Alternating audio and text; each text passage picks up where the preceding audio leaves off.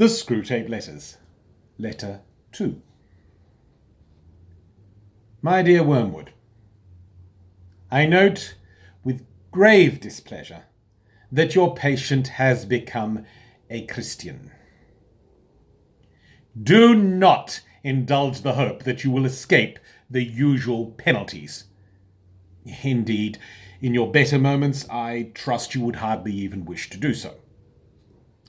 In the meantime, we must make the best of the situation. There is no need to despair. Hundreds of these adult converts have been reclaimed after a brief sojourn in the enemy's camp and are now with us.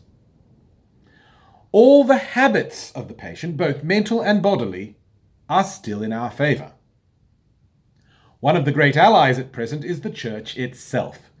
Now, do not misunderstand me. I do not mean the Church as we see her, spread out through all time and space, rooted in eternity, terrible as an army with its banners.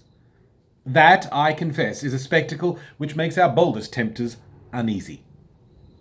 But fortunately, it is quite invisible to these humans. All your patient sees is the half-finished sham Gothic erection on the new building estate. When he goes inside, he sees the local grocer, with rather an oily expression on his face, bustling up to offer him one shiny little book containing a liturgy which neither of them understands, and one shabby little book containing corrupt texts of a number of religious lyrics, mostly bad and in very small print.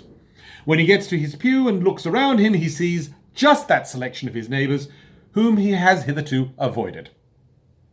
You want to lean pretty heavily on those neighbours.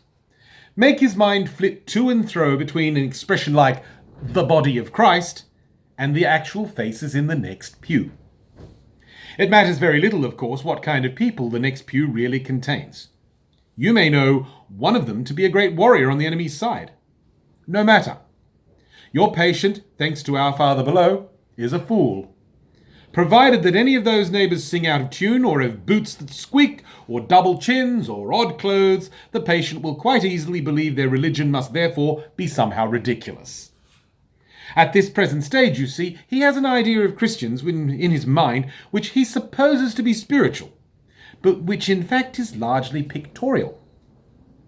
His mind is full of togas and sandals and armour and bare legs, and the mere fact that these other people in church wear modern clothes is a real, though of course an unconscious, difficulty to him.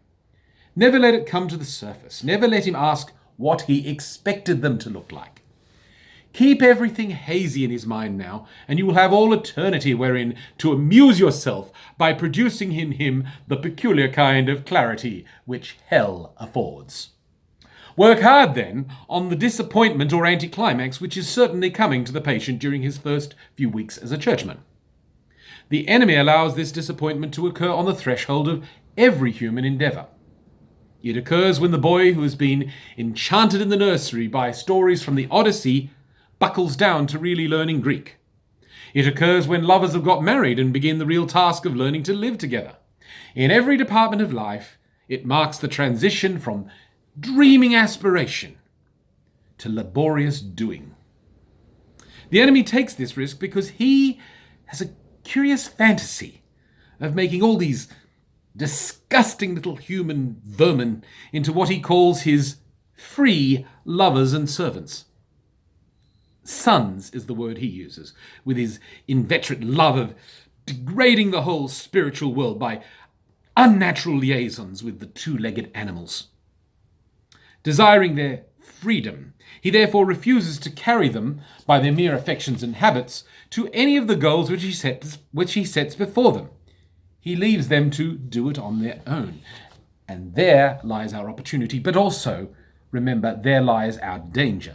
If once they get through this initial dryness successfully, they become much less dependent on emotion, and therefore much harder to tempt. I have been writing hitherto on the assumption that the people in the next pew afford no rational ground for disappointment.